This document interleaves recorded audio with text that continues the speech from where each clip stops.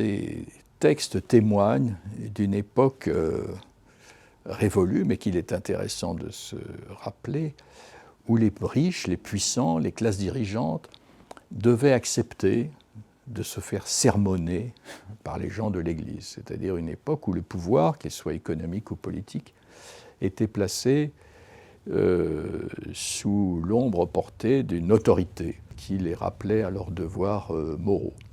Et donc, Bossuet a consacré plusieurs textes à la question qu'on dirait aujourd'hui des inégalités économiques, à la condition des riches et des pauvres. Et ce sont ces trois textes qui n'avaient pas été réunis dans un seul volume, jamais, que donne à lire cette édition, qui sont un texte de Genèse qui est un panégyrique de saint François d'Assise, et puis deux autres sermons dont la lecture est très impressionnante parce qu'il faut quand même dire que Bossuet est considéré comme l'un des plus grands écrivains du XVIIe siècle. C'est l'éminente dignité des pauvres d'un côté et le mauvais riche mourant. Le mauvais riche mourant, c'est celui qui, au seuil de la mort, est face au vide de sa propre existence. La réunion de ces trois textes est très intéressante parce qu'elle donne à voir une certaine conception des échelles de valeur et elle, plus que suggère, un renversement des échelles de valeur qui sont aujourd'hui les nôtres, puisque la nôtre, c'est quand même la hiérarchie des richesses serait une hiérarchie des talents. Et ce que donne à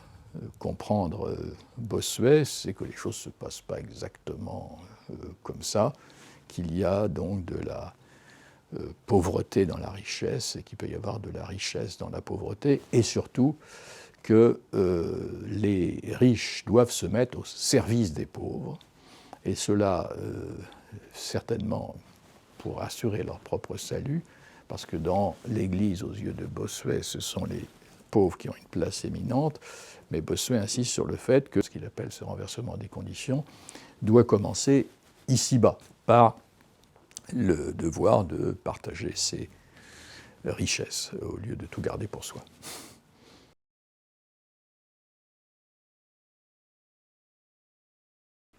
Alors Bossuet, c'est un prince de l'Église, c'est un homme attaché à l'ordre, c'est un théoricien de la monarchie de droit divin, et c'est une des raisons pour lesquelles son discours, la façon dont il sermonne les riches, est particulièrement frappante de la part d'un défenseur de l'ordre établi. Cette position qu'il tient, elle s'éclaire en comparant, comme vous le suggérez, d'autres façons de concevoir la pauvreté, et au premier chef, ces modes protestants d'interpréter les inégalités économiques. La tradition calviniste, notamment, voit dans la pauvreté le signe de la damnation. D'après les théories de la prédestination, ce n'est pas par les bonnes œuvres que l'on va se faire une place dans l'au-delà, qu'on va gagner son salut. Tout est déjà joué d'avance, et ce que l'on va chercher dans cette vie sur Terre, c'est des signes qui pourraient nous convaincre que nous faisons partie des élus. Et le premier de ces signes, c'est la richesse. Mais pas la richesse pour être dissipée de façon ostentatoire, ni même consommée. La richesse est un signe, et donc il faut accumuler sans dépenser ou en dépenser le moins possible. Donc il y a cette tension dans la version qui va devenir la version puritaine, qui conduira le grand Max Weber à voir justement dans cet esprit du protestantisme l'esprit du capitalisme. Alors, ça dit, il ne faut pas réduire le protestantisme à sa version calviniste. Il y a aussi ce qui s'est passé dans les pays luthériens, où la nouveauté, c'est que tout d'un coup, c'est la naissance de l'État moderne. On a du mal à le voir en France parce qu'on fait tout commencer à la Révolution française. Mais jusqu'à la Réforme et aux guerres religieuses du siècle qui précède le siècle de Bossuet, tous les pouvoirs politiques en Europe sont placés sous l'autorité unique de la papauté. Et avec les déchirements de la Réforme, on voit apparaître des princes qui ont un pouvoir politique qui n'est pas assujetti à une autorité religieuse. Et dans le cas, disons, des pays luthériens, à commencer par l'Allemagne, mais c'est aussi vrai d'autres pays, le souci des pauvres est maintenu, mais ce sont les communes qui vont s'en occuper. Le cas de l'Angleterre, je parle de l'Angleterre et pas de l'Écosse, là, c'est encore différent, puisque c'est le roi qui prend la place du pape. C'est lui qui va être le garant donc, du service des pauvres, et il va le faire d'une façon extrêmement centralisée pour éviter ce qu'on appellerait aujourd'hui un effet d'appel, parce que si certaines paroisses sont plus généreuses que d'autres, les pauvres vont tous aller, alors c'est aussi des thématiques assez contemporaines aujourd'hui. Donc vous voyez à grands traits, nous avons des traditions dans les pays protestants différentes, et le cas français, c'est l'État qui va devenir l'héritier de ce qu'étaient les missions de l'Église. Nous avons beaucoup d'hôpitaux encore qui portent des noms religieux, d'où cette facture centralisatrice de l'État social à la française, qui va s'appeler État-providence d'ailleurs, et qui doit quand même tenir compte d'une autre tradition en France, que j'évoque donc en introduction, qui est la tradition mutualiste, proudhonienne, qui s'explique par le fait que l'arrachement des masses paysannes aux campagnes qui s'observe en Angleterre, ça va se passer de façon beaucoup plus lente dans le cas français, et donc la classe ouvrière française demeure attachée à ce qu'était la culture d'autonomie économique issue de l'expérience paysanne, et d'où cette force de ce qu'a été la tradition anarcho-syndicaliste. Donc le modèle social français va combiner le centralisme issu de la tradition catholique et puis ces aspects dits de démocratie économique et sociale.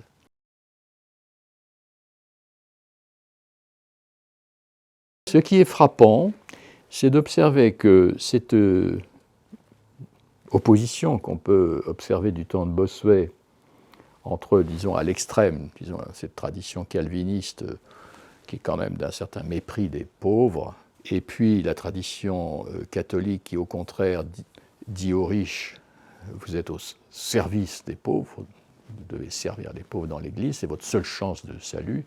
Donc ces deux interprétations de la pauvreté, soit comme un signe d'élection, ou bien comme un signe, au contraire, de damnation, on va les retrouver dans les approches scientifiques de la société qu'on tente de développer à partir du XIXe siècle, c'est-à-dire les fondements religieux sont mis de côté, et la sociologie naissante, les sciences économiques naissantes vont essayer de donner de nouvelles explications, de nouvelles justifications, de nouvelles interprétations des inégalités de richesse et de la condition des pauvres. Ça se fait d'autant plus que l'industrialisation s'accompagne d'une paupérisation de masse. Alors, à grands traits, on va voir deux écoles s'opposer là aussi, deux interprétations. Vous avez d'un côté ceux qui, je dirais, dans ce qu'était la tradition puritaine, vont dire en réalité, cette pauvreté, cette misère qu'on observe, c'est un symptôme d'une capacité d'autorégulation de la société, c'est-à-dire ceux qui sont inaptes, ceux qui sont feignants, ceux qui ne sont pas suffisamment adaptés, eh bien, ils sont sanctionnés par un mécanisme d'autorégulation. D'ailleurs, c'est les moments où on commence à penser en biologie l'homéostatie. Et ces thèses, d'ailleurs, vont faire jonction avec les thèses biologiques. Et on va dire, quel est le remède à ce moment-là? C'est l'eugénisme. Il faut les encourager à ne pas se reproduire si possible, et ceux qui sont vraiment inadaptés, eh bien, on va les stériliser. Et ce sont des méthodes qui ont été employées. Les dernières lois en Europe du Nord de cette nature n'ont disparu que dans les années 60, 1960. Donc vous voyez, on a tout un courant qui, à grands traits, on peut appeler le darwinisme social. C'est-à-dire la société s'autorégule et donc la misère est la sanction de votre incapacité économique. Et donc soutenir ces feignants, ces gens qui ne sont rien, qui n'aurait qu'à traverser la rue pour trouver un emploi, c'est contre-productif. Et d'un autre côté, vous avez une autre interprétation qui va être développée par d'autres courants de la sociologie, qui consiste à dire au contraire, la pauvreté, la misère ne sont pas le symptôme d'une autorégulation de la société, mais c'est le symptôme de dysfonctionnement qu'il faut corriger. Et ça, cette tradition, alors en France, elle a eu des grands représentants chez les juristes.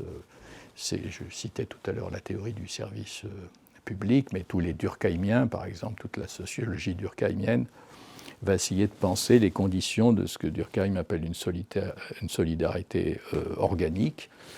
Et ils sont animés par l'idée de justice sociale. C'est-à-dire, comment pouvons-nous penser un cadre juridique qui, en réalité, supprime la misère, réduise la pauvreté. Quel est l'intérêt de retourner au XVIIe? C'est que ça nous éclaire non seulement sur le XIXe, mais aussi sur les débats contemporains, où aujourd'hui même, on voit la remise en cause systématique des systèmes de l'État social qui seraient trop coûteux, on n'a plus les moyens, et d'ailleurs, s'il y a tant de pauvres, c'est que les indemnités chômage sont trop généreuses, qu'ils ne travaillent pas assez, qu'ils ne veulent pas se remuer. Oui, on retrouve l'ombre portée de débats dont la source était de nature théologique.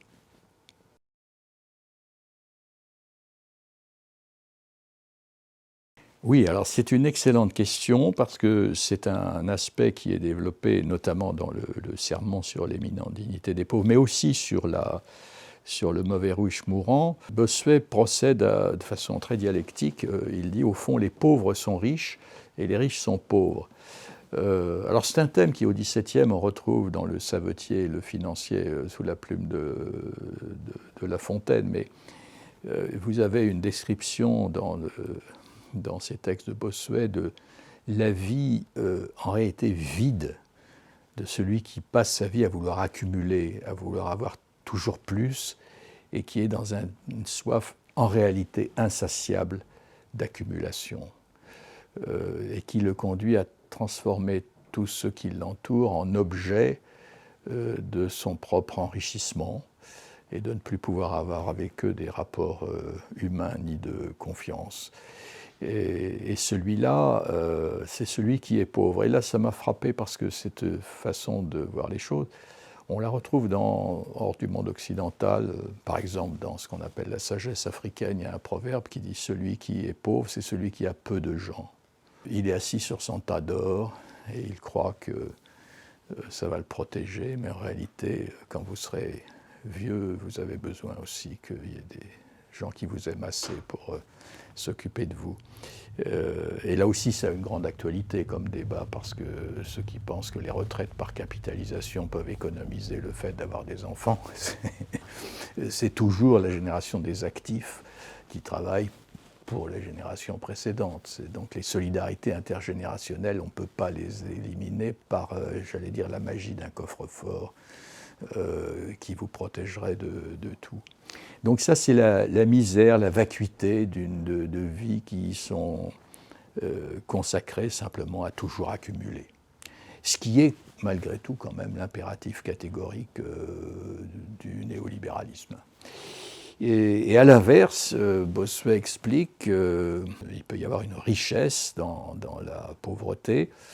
Et là, c'est dans le panégyrique, surtout de saint François, parce qu'au fond, la démarche de saint François d'Assise, qui est le fils d'un négociant prospère à Assise, qui se dépouille de tout, elle consiste justement à dire la pauvreté nous empêche de mener une vie d'attention à autrui et de contemplation. Donc la pauvreté est une vertu, parce que celui qui est dans l'atroce misère a une vie gâchée. Celui qui est dans trop de richesse, il est occupé par son or.